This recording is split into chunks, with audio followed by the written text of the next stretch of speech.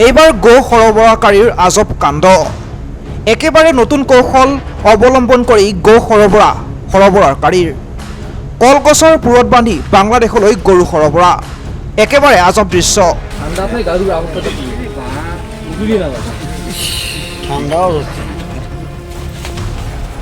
সীমান্তৰ কাইটিয়া তাৰৰ পৰা মাথো 100 মিটাৰমান দূৰৰ এই দৃশ্য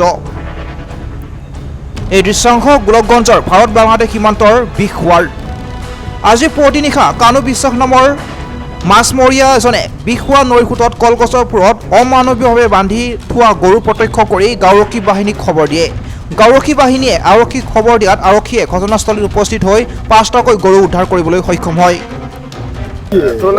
কানু বিশ্বাস এই জায়গাখানার নাম কি? বিশখোয়া। এটা মাছ মারেন নাকি? হ্যাঁ মাছ মারি। এই কি দেখলেন তাহলে আজকে? ওই আসছে গরু ভাসিয়েছে তার হ্যাঁ কেমন করে ভাসিয়েছিল? ওই কলার গাছ সত্যি যাচ্ছে না কলার গাছ বাঁধা আছিল বান্ধা আছিল হ্যাঁ তারপরে যে ভিটিভি খবর করলাম হ্যাঁ ভিটিভি আসিয়া তারপরে দেখিল দেখিয়ে পুলিশে খবর দিল হ্যাঁ পুলিশে খবর দিল কটা গরু?